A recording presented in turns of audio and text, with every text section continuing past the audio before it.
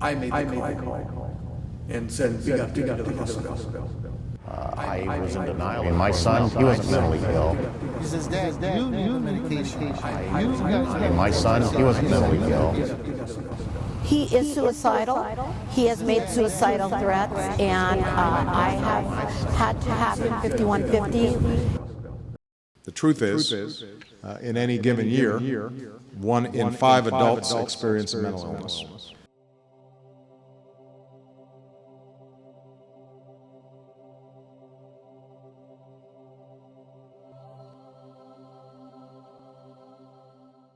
Struggling with a mental illness or caring for someone who does can be isolating. And I think everybody here who's experienced the issue in one way or another understands that.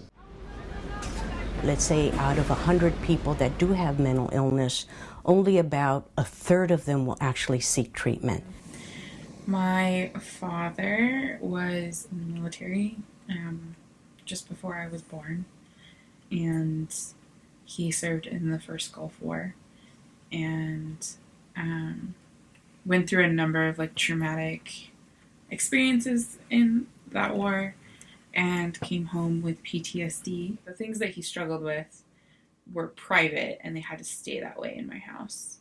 My mom would have talks with us before we would go even to extended family and saying, you can't talk about anything that goes on at home. If you get asked questions, don't answer them.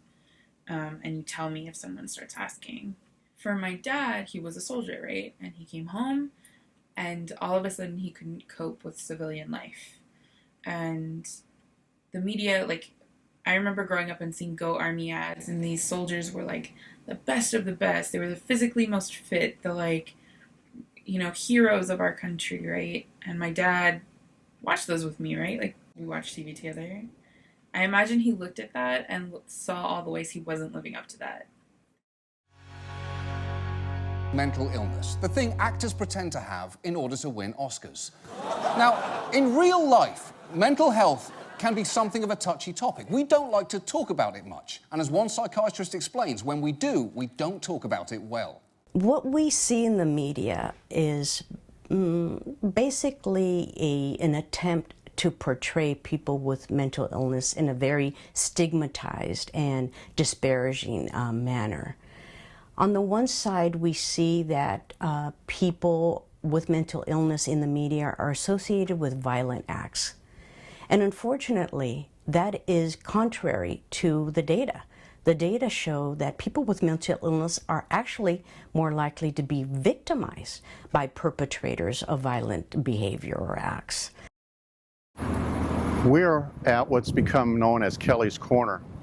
Directly behind me in this gutter is where Kelly was beaten to death by the Fullerton police officers. Kelly was always very proud of his appearance. He wanted clean clothes, his hygiene was good, he was a great kid in school, a lot of friends. But in the years just prior to being diagnosed, he would wear the same clothes, but that was never him. He would sleep on the floor. That's such an odd behavior for a boy who seemed like a perfect person. I couldn't suspect that he was developing schizophrenia, showing those signs, because I knew nothing about it. So it was a really long, hard road to learn about it and to get him help. I have 7 children, five girls and 2 boys, and 2 of my children, they have mental illness.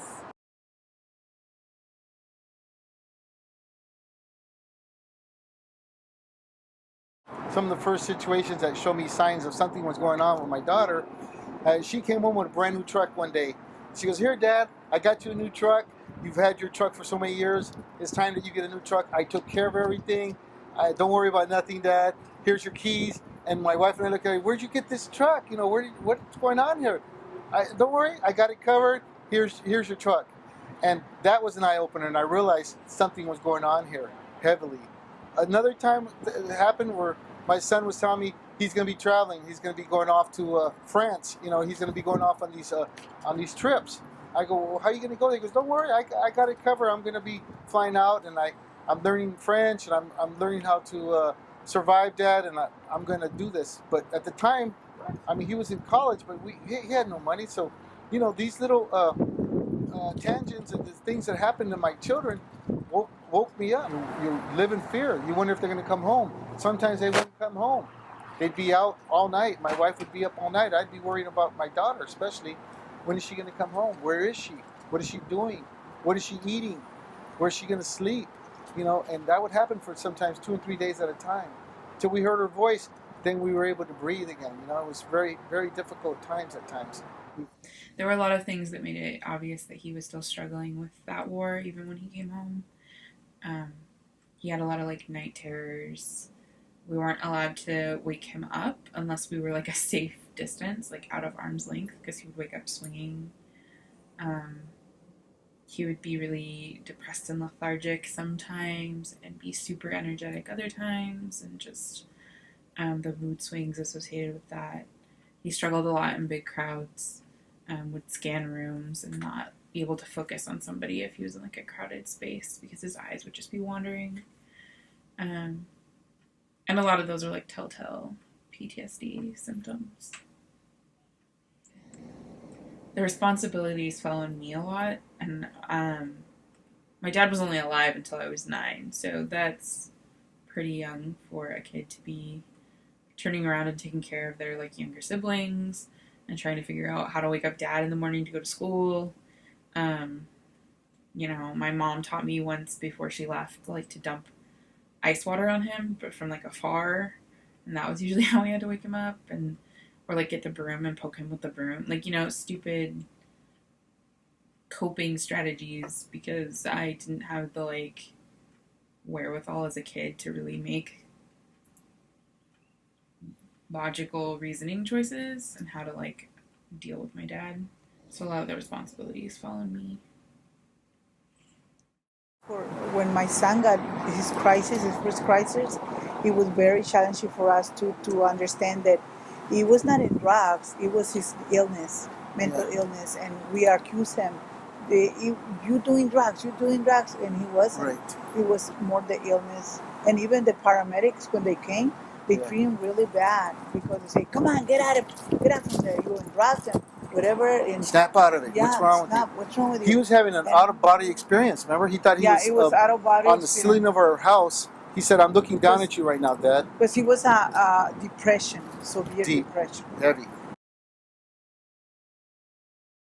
I remember what happened to our daughter. You know, she went away to school, and she came back, you know, on drugs. She had smoked meth, and you know, my daughter went to prison. I saw her, and I said, "What?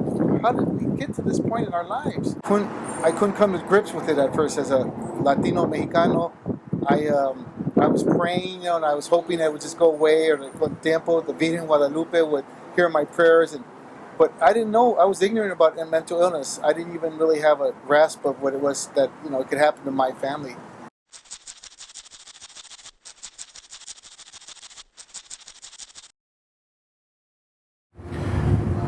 So I got a phone call about 3:15, 3:30 in the morning, and caller ID said it was my daughter, Tina. She was frantically crying and trying to explain to me that Kelly was in the hospital, that he had been beaten severely. She told me that they expect him to die.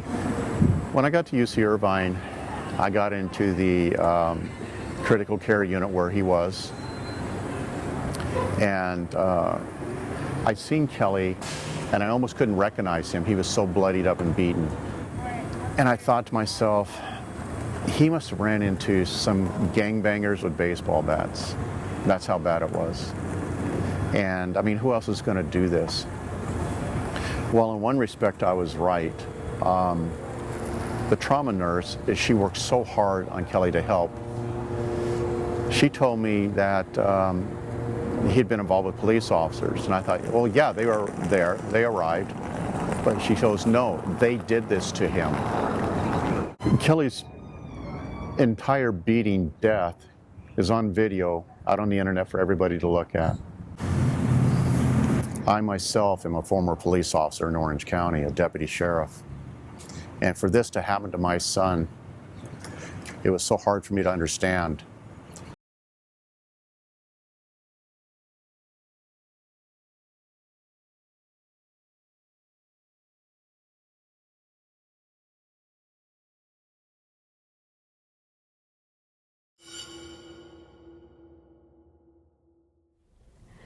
For individuals and families that do come forward and disclose that mental illness has affected their family, for those individuals, I tell them directly, they are really people who should be considered heroes. Because coming out and disclosing that mental illness has affected your family is not an easy task, especially when we look at how people are stigmatized and discriminated day in, day out. You know, for me, in closing about mental illness with the world that we live in, the media, the way it ostracizes it and the way they share the negativity out there, it's totally out of proportion. Mentally ill people are just like you and me, and a lot of times they just want a hand, they just want a voice, they just want somebody to hear their story and to give them a little hug and let them know that, hey, it's okay, I hear you, and to be there for them. That's all a lot of times that people need. In my case, I was never mad at Kelly, but I was always mad at the disease. We tell people there's a lot of hope out there, and we are the voice. We are the voice for not only the mental health world and the NAMI, families here in South Bay, but for each other and for our children. We let them know that, hey, we're just a phone call away. What keeps you going? Yeah, that's a real good one. That's a real good one.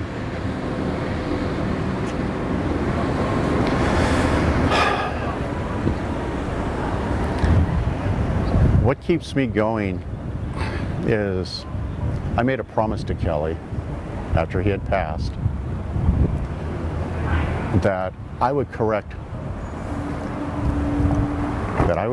all the wrongs that were in place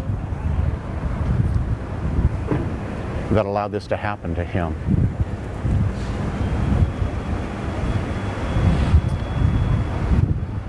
What keeps me going is making sure that this doesn't happen to another Kelly Thomas.